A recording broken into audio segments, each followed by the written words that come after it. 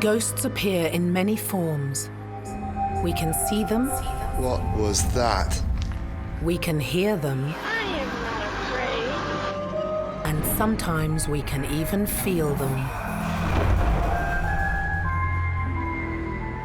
We've gone around the globe in search of the most terrifying spirits and supernatural beings who continue to live on long after their deaths. On World's Scariest Hauntings, anything can happen. Because you never know who's watching when the lights go out. What the hell was that? In this episode, a 13th century castle with an evil power hidden beneath it. Huska Castle was built seemingly in the middle of nowhere, standing alone to preserve the rest of the world from what is underneath it. Legend has it that Huska was constructed to cover a gateway to hell that was once used for torture and experimentation. It was offered a prisoner full pardon if he agreed to have himself lowered in the pit, and when they pulled him out, his hair was white, and he was mad completely. Today, Huska is a hotbed of paranormal activity, full of mysterious sights and terrifying supernatural forces. There's somebody in here making me freezing and then making me warm. What do you want from me?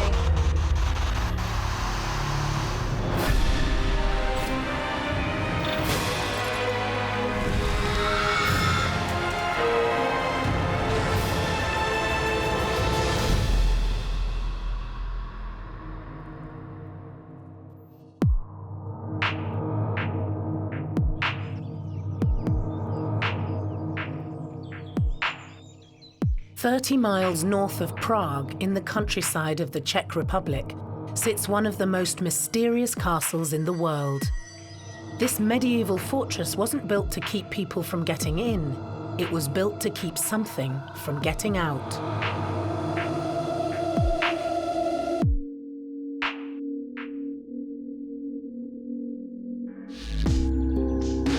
Huska Castle was constructed on top of a chasm in the Earth's surface, a bottomless pit that the locals call a gateway to hell. Susanna Pavlik-Simonkova and her father Jaromir are the current owners of the 13th century stronghold. My great-grandfather bought Huska in 1924, and we have been the owners, with a short break, almost 50 years, nearly 100 years.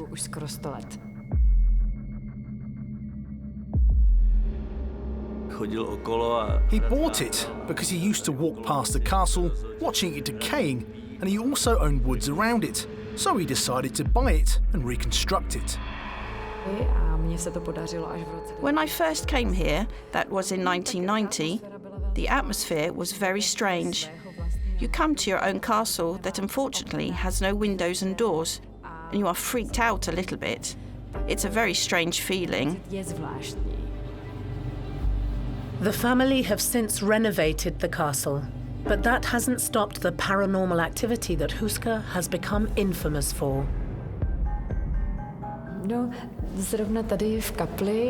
There is always a weird atmosphere in the chapel. For instance, we hold wedding ceremonies here, and I'm not sure if it's thanks to the paranormal forces, but I have seen several people faint here.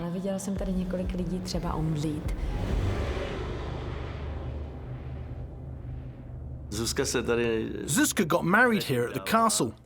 While preparing the wedding, I was standing up there, in the door, and was talking to the workers upstairs, and here downstairs I had a light above me. The minute I started talking, the light began to flash, and then the light bulb blew. Exploding light bulbs are a regular occurrence in the castle. It takes a lot for them to be able to communicate and move things as it is, let alone be able to blow out a light bulb or do something on that nature. We used to have a show here called A Night with Superstars. We've had 15 or 16 seasons. I was the one to launch the night, and when I started speaking, the chandelier above started to flash. We switched the light off, turned it back on, and 6 of the light bulbs blew. We've had it checked by professionals, but they haven't found any fault. There were no other flashing lights, only this particular chandelier.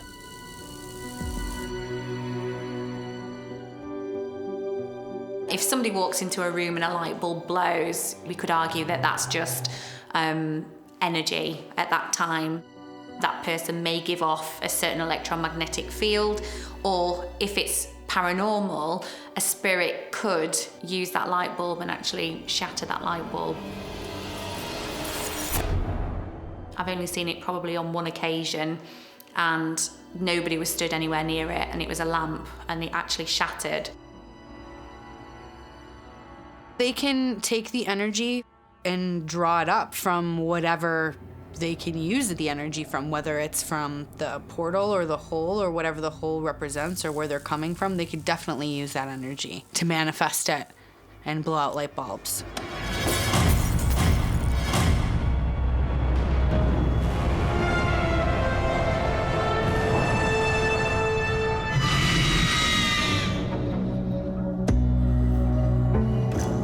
Huska Castle has become a popular attraction for history buffs and ghost hunters alike. Hannah McGee runs tours of the mysterious building. Well, if you look at the territory of the Czech Republic, each 20 kilometers you find a castle or a ruin. Also, many cities in the Czech Republic, they have an ancient character, especially Prague, and many other cities as well. All our history is full of disturbances, countless wars, executions, bloodsheds, repressions, religious or political. So all of that leaves traces of energies.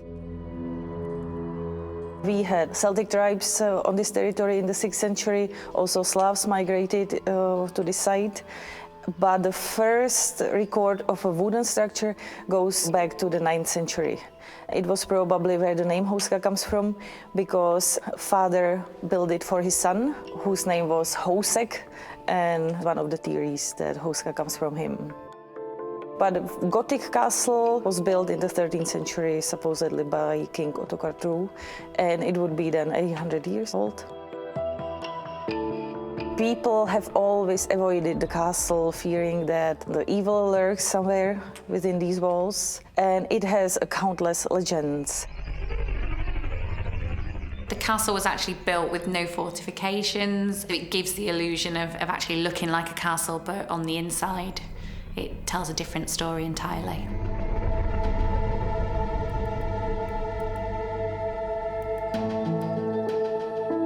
The current warden of Huska is Miroslav Konopasek. It does not seem to be at first glance, but what you are looking at now is the oldest castle in a far and wide area.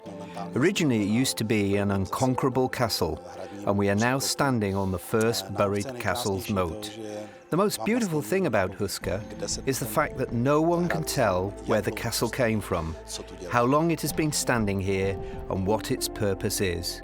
The castle was named as the most mysterious discovery in our country. Location is very unusual because the castle was built on the side of very deep forest, and the site was not suitable for hunting, and there wasn't a trade route nearby, so it's very unusual. And historians do not understand why.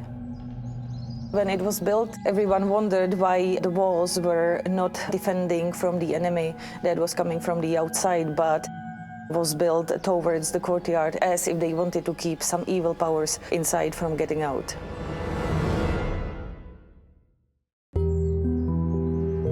But what was it inside the castle walls that the locals didn't want to escape? Victoria Burton has been running paranormal tours in the area for almost 5 years. This place is believed to be the gateway to hell. A long time ago, some 700 or so years, no one's really sure, a hole was discovered in the ground. big, empty, deep, and they believed that this would probably be, because there was no bottom, on its way to hell.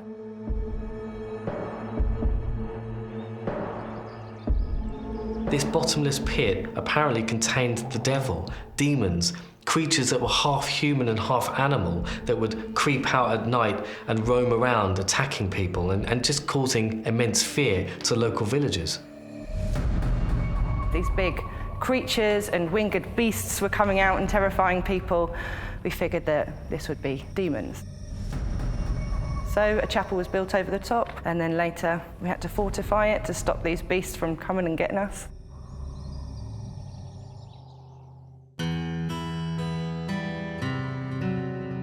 The idea of a hole to hell or a portal or a gateway to the underworld is very common in ancient mythology. We see it in ancient Greek stories, ancient Egyptian stories. There is a cave in modern-day Turkey where a shrine was built to the god Pluto, who was the sort of god of the underworld, and the cave emitted strange, noxious smells that people thought it was actually an entryway to the underworld. So they built this shrine to the god Pluto at the mouth of the cave, and it was part of a ritual of your entry to the underworld. To this day, the chapel in Huska Castle remains on top of the mysterious chasm. Here in the chapel, as you can see, there's no big hole in here. That's because it's underneath. It would be irresponsible if we are to believe everything to be true about this castle to have this open. It would be the end of days. This is covered over in the chapel's sacred place, put on top, of course, to try and keep all the evil down underneath here. But not all the spirits have been trapped. Stories of dark figures and eerie voices at Huska Castle still terrify visitors from around the world.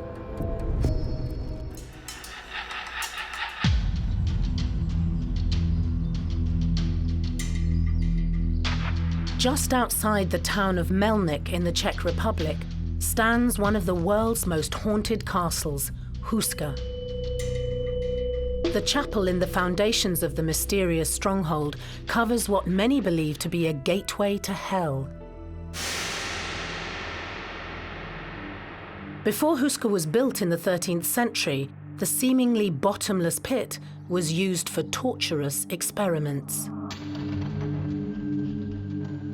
Huska would be considered one of many in a long line of places that are thought to be gateways to hell, but it's particularly interesting because it has a history that many of the others don't have, which is these stories of people being lowered into the pit and apparently coming back claiming to have seen monstrous, like Lovecraftian entities that were sort of half human, half beast. A prisoner was offered a full pardon if he agreed to have himself lowered in the pit, and later on if he reported what was happening there. So he agreed and he was dropped down on a rope. It was a silence, and silence was followed by a scream, and when they pulled him out, his hair was white and he was mad completely. Supposedly they repeated this experiment a few more times later on, and they always got the same result. Hole to Hell later on was sealed by a plate of stone, heavy plate of stone. It was during the construction of the Gothic-style castle to seal it, and the chapel was built over it to keep the negative powers down there. While our crew were filming at Huska, they left trap cams running overnight in an underground chamber, right next door to the chapel that conceals the Hole to Hell. These were triggered on numerous occasions. A strange mist was caught on one of the cameras. And another managed to capture a spectacular light show, courtesy of some mysterious orbs. Genuine spirit orbs are said to be the first manifestation of a spirit entity. So these spirits are drawing energy from the ambient environment and they're trying to show themselves. And these often appear as balls of light, and they can be picked up on cameras or be seen with the naked eye. You can quite clearly see an orb. We usually collect orbs on images and things like that. Sometimes you're not aware of them, sometimes you're quite aware of them. I think that the more and more people use cameras these days, they use infrared technology and specialist cameras for ghost hunting, the likelihood is higher that you are going to get something, but it's still a rare phenomenon to catch on video.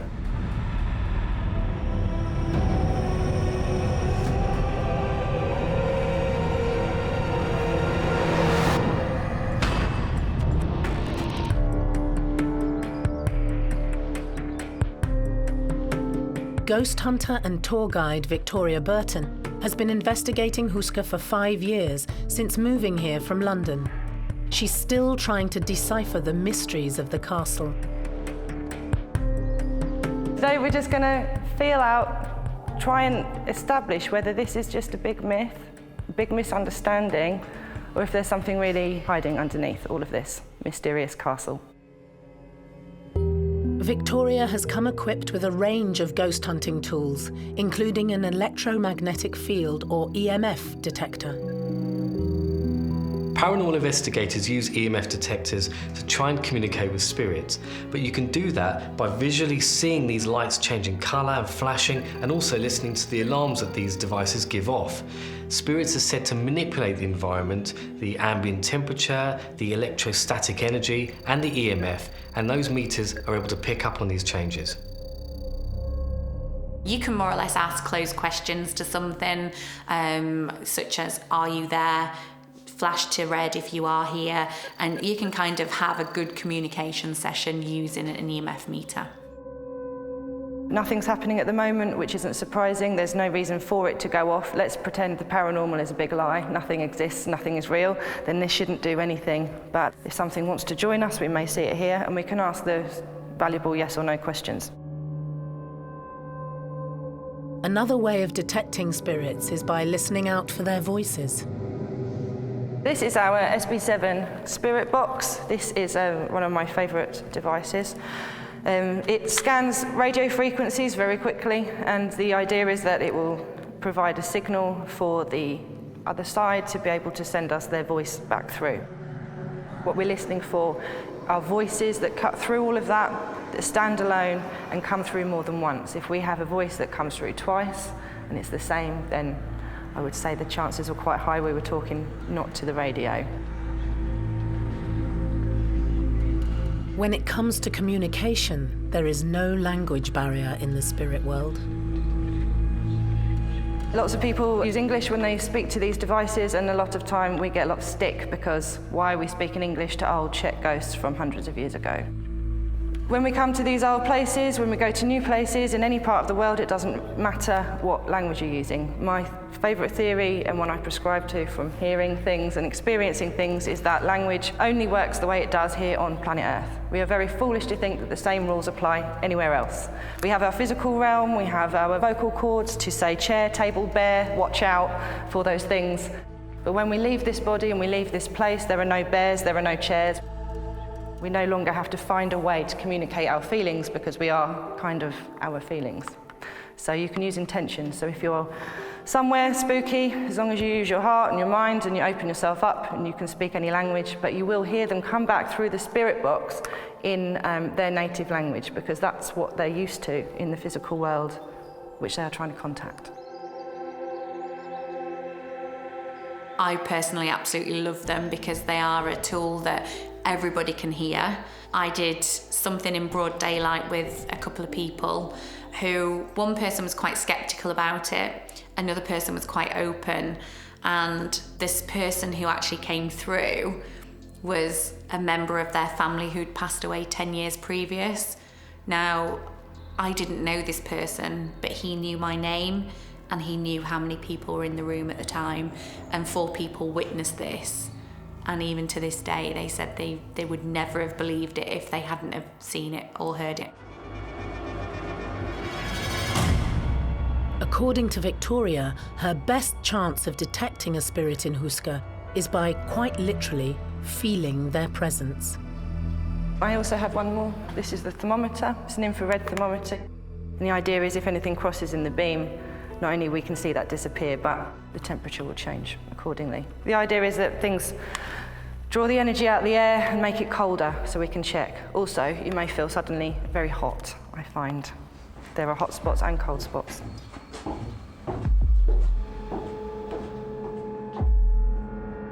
Nothing is coming up on my meters in here. The only interesting thing is that the temperature is 6.66. Yeah, let's keep heading down.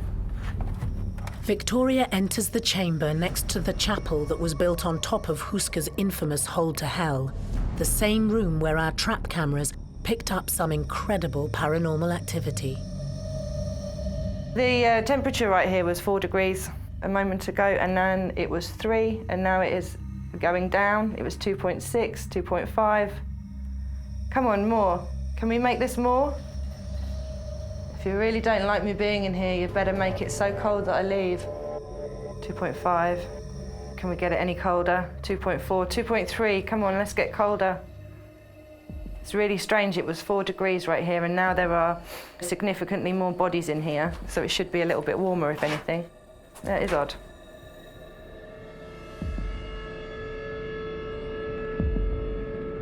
The drop in temperature inside the chamber may be due to one of Huska's most cited ghosts, a shadow person known as the Guardian.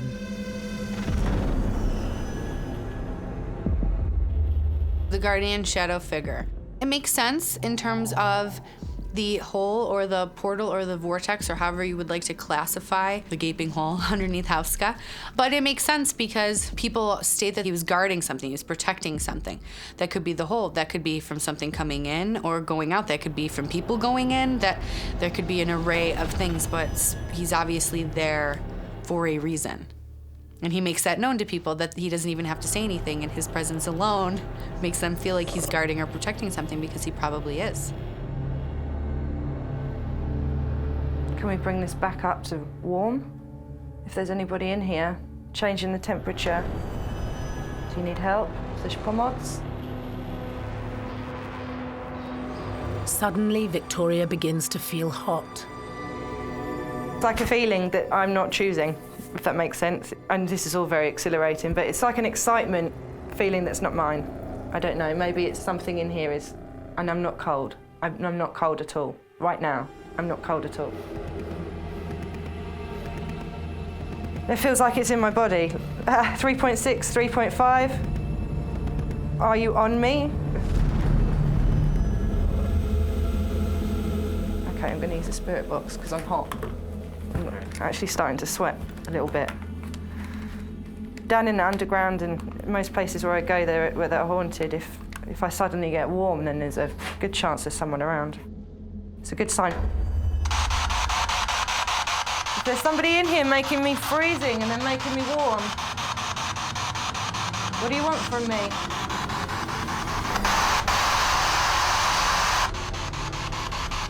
You're standing right in front of me and I can't hear you. Try harder, speak here. Was it the Guardian who was in the room with Victoria?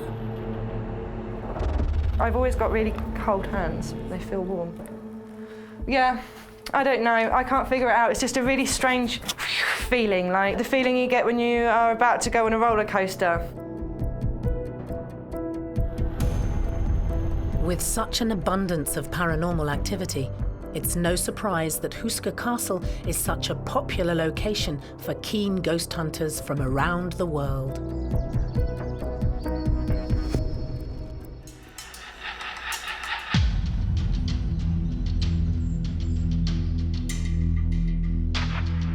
Huska Castle in the Czech Republic has become a tourist hotspot for paranormal enthusiasts.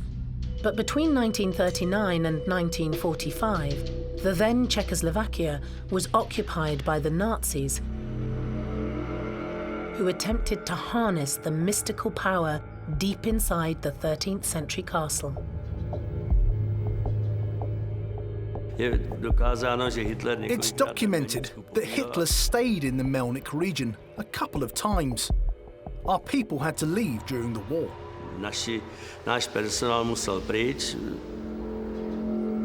During World War II, Nazi SS group occupied the castle, and no one really knows what they were doing in here because this castle had no strategic importance for them. When Germany was bombed, a lot of important books were brought from Germany to Huska, and when Nazis left, they found a lot of books on occult and Kabbalah.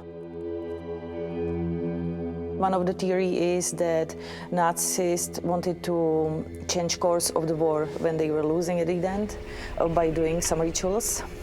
But also one of the theories is that they were breeding pure Aryan race in here at the castle.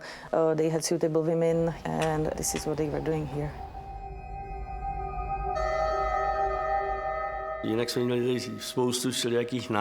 We had lots of various visits regarding this issue.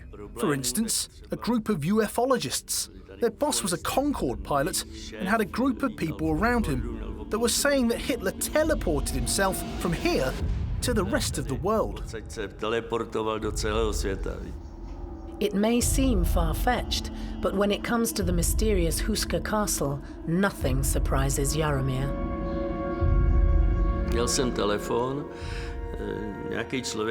I had a phone call. A person wanted to meet me up at Cafe Slavia and tell me something about game rules on Huska. I went with my wife. The person waiting for us was very strange. He looked strange. He didn't like the fact that I hadn't arrived on my own. I think that was the reason that he didn't tell me much. He wasn't prepared for me to come with company. The chat showed that he wanted to warn me, to treat the supernatural powers with respect, not to go against them. Otherwise, they could turn against me. That was the end of our conversation. It ended untimely. He was a very strange person to look at. He was blonde with very strange blue eyes. He looked like he was from a different world.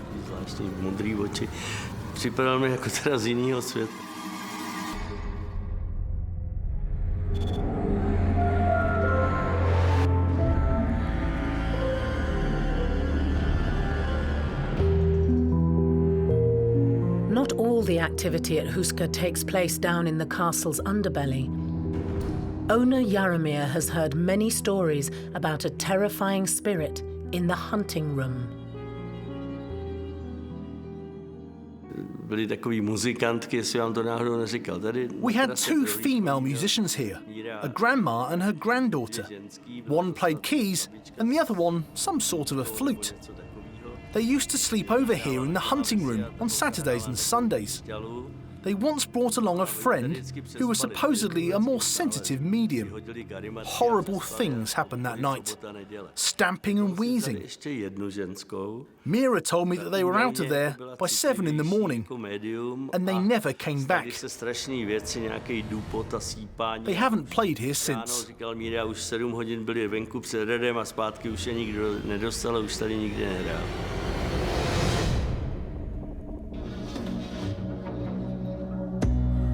Paranormal enthusiast Andrea Trinity remembers the night that she spent at Huska. We arrived at the castle at midnight, and we chose this hunting room as our base. We read about paranormal activities taking place here, or various entities being here, so we decided to make a protective circle around us. We drew the circle with sanctified chalk to prevent an attack from beings, ghosts. Before we even drew the circle, one of my colleagues, Ivan, started to unpack our stuff, and my other colleague, Jacek, went to have a look around the castle. We went up this staircase, and we found a large room above our base, the hunting room. The room had a very negative feeling. Our hearts were beating fast. We couldn't breathe. We then came back to our base. When we drew the protective circle, we lit a candle and waited for what was going to happen. When the candle was lit, nothing happened. Totally quiet.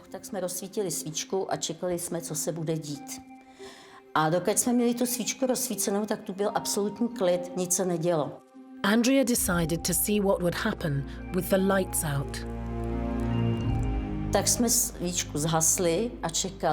We blew the candle and waited. After a while, we heard steps coming down the stairs toward our circle. At first, we thought that the wooden floorboards were moving. But suddenly, we heard heavy steps approaching our circle. Then, a minute of silence, followed by a loud bang coming from the ceiling, as if somebody dropped a barrel or a very heavy object to the floor. We all freaked out and lit the candle again. When the candle was burning, everything went quiet. Nothing was happening at all.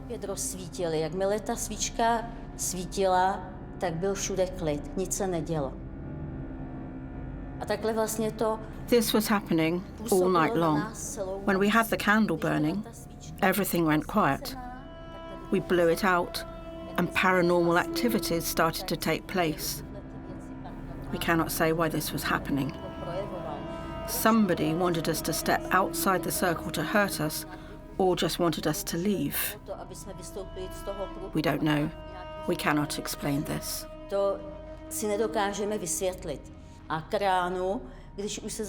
At dawn, we heard steps in this place, where the niche is. When the sun came up, I saw a black figure walk past from behind this wardrobe. Tam je takovej výklenek, teď je zadělaný skříní, takže není vidět. Was the black figure one of Huska's notorious shadow people? It's claimed that shadow people have been seen a lot around Huska Castle. So these are sort of shadowy entities that people catch on the periphery of their vision, and they're thought to be malignant and have been associated with the demonic. And I think when people have seen them, they've often reported feeling very terrorized and scared and nervous. No, přiznám se, že jsem byla vyděšená. I admit that I was freaked out and scared, the most I've ever been in my whole life. I held hands with my colleague until the morning. I think anyone would have been scared. It was a very strong feeling, and we were looking forward to the sunrise so that we could leave the circle and get out of there. Jo, a budeme z toho prostě venku. After surviving the night, Andrea woke up terrified and is still mystified to this day. A když se úplně rozednilo, tak jsme prošli tady celý hrad. We searched the entire castle at sunrise. Mrs. Rampuchova kindly lent us the keys to the castle so we could walk around. We went through the whole castle to explore what it could have been that caused the bangs. Maybe a loose shutter, open door, draft. What could cause this? We couldn't find anything like it. I have unrepeatable memories of Huska Castle that I will remember for the rest of my life. Na ten hrad na Housku mám neopakovatelný zážitky, kterou si budu pamatovat do konce života. And it's not just visitors who are scared of the castle. Even the current owner has been frightened. Je pravda, že jednou jsem se tady teda bál, byl jsem tady sám. It is true that I was once scared. I was here on my own. This is 25 or 30 years ago. Due to some funding, I had to photograph some things. I was unusually feeling very uneasy and couldn't wait to get out. It was a feeling like someone was here with me. I do believe that something between sky and earth exists. If it's connected to the hole into hell, I guess you know the legend. Smoke coming up from the ground, and nobody can block it. It may be too scary for some people to visit, but many others cannot wait to come and sample the devilish delights of Huska Castle.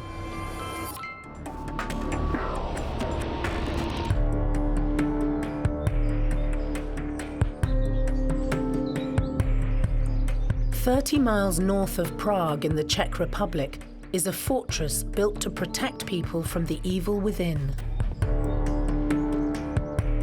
Local journalist Jitka Lenakova knows all about the secrets of the enigmatic Huska Castle.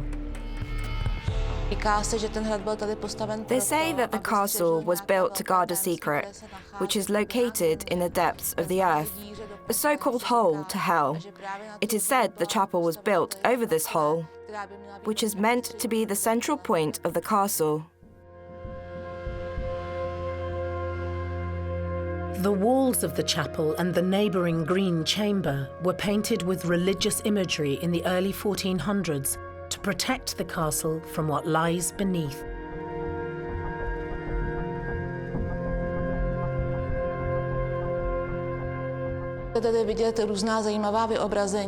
You can see here various interesting illustrations. You will probably recognize St. George killing the dragon.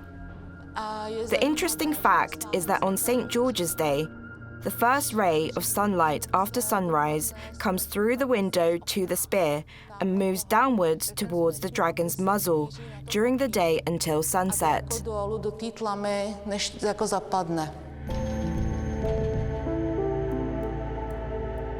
It's quite common to use religious artifacts in the case of warding off evil spirits. So we see this in practice of exorcism, where priests usually use relics of saints or things that have been associated with a saint.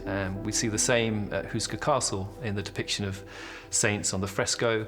So they would be used to neutralize the demonic forces that they considered to be associated with the area.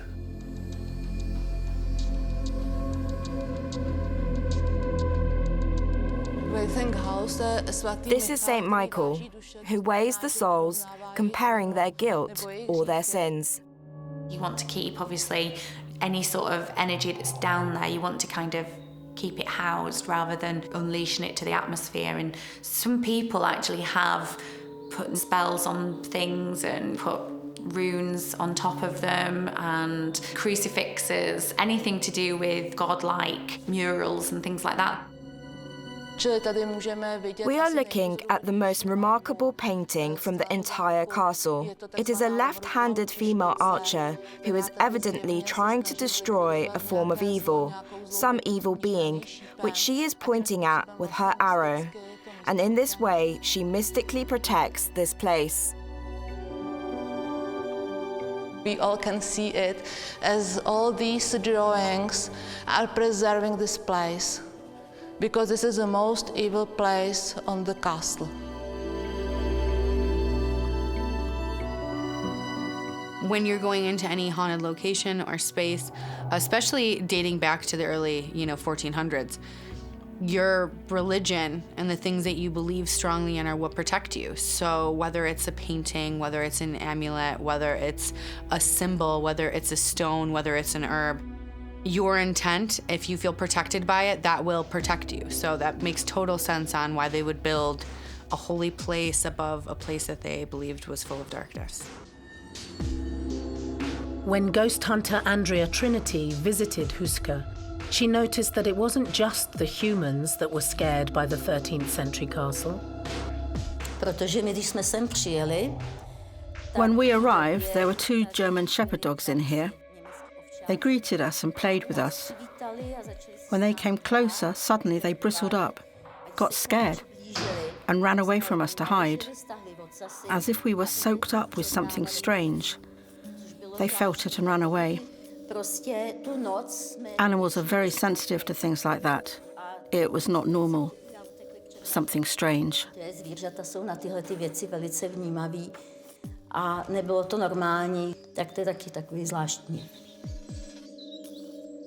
I believe animals can definitely sense and see spirit, 100%. So they won't enter into a place, or they'll react off of what they're seeing or feeling in a space. We could put this down to the fact that certain animals have more heightened senses than we do. If there were to be something there that would be oppressive or disturbing, then they would likely be more receptive to it than we would be. Animals like domestic pets, cats and dogs, for example, have a sixth sense that's very, very heightened. They're able to see and hear spirits, and their hearing is so much stronger than ours and better than ours, they can hear at different frequency ranges. It's not surprising that dogs, for example, are terrified to enter Huska Castle, or they act erratically, running off, barking and not listening to the commands of their owners. This is a common phenomenon, and dogs make brilliant investigators during paranormal investigations.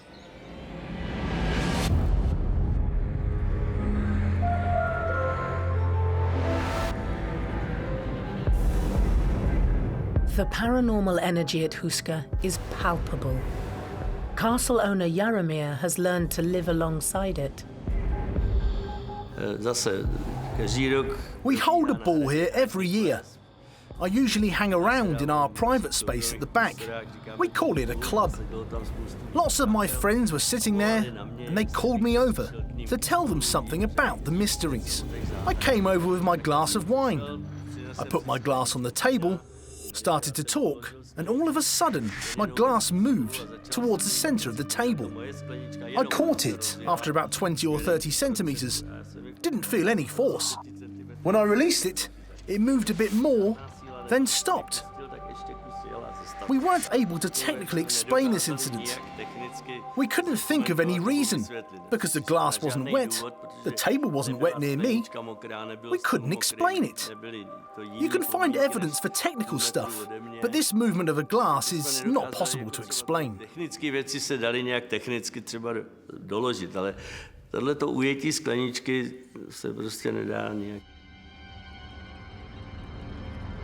There are reports at Huska Castle of glasses levitating or moving. Now, the spirits responsible for this type of phenomena are either poltergeists or intelligent spirits that are able to physically interact with those objects.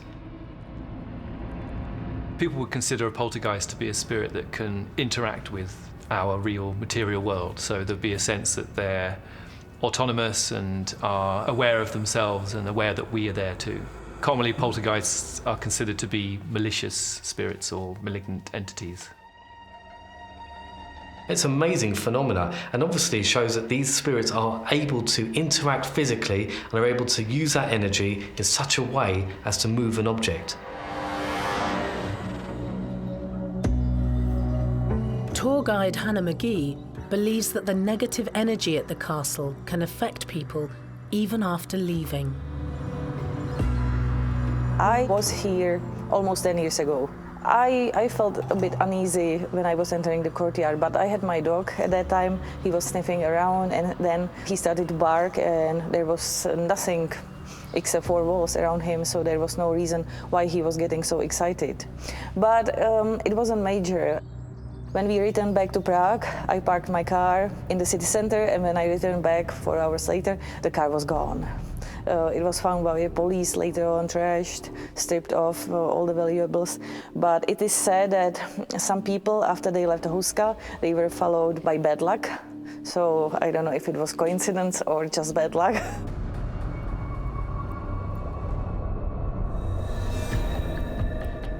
Castle warden Miroslav Konopasek has experienced things here that he cannot explain.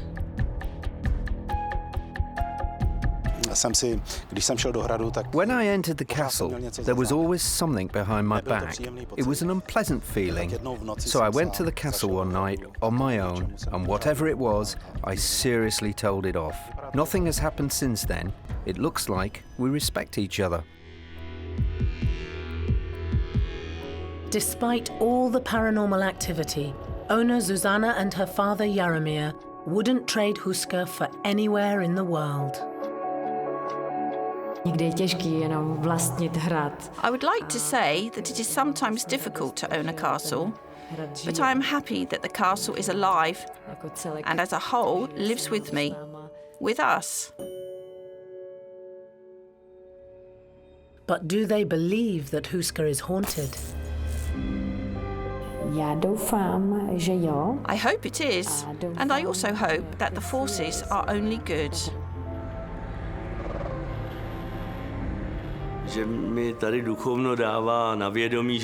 The spirits make it clear that they're here. They give me signals. I'm polite to them, and they're polite to me. Nobody has punished us so far, and I hope that we'll be able to live with them in future. I hope everything will be all right. Snad tady budeme moc do budoucna s nimi dál být a snad to bude v pořádku.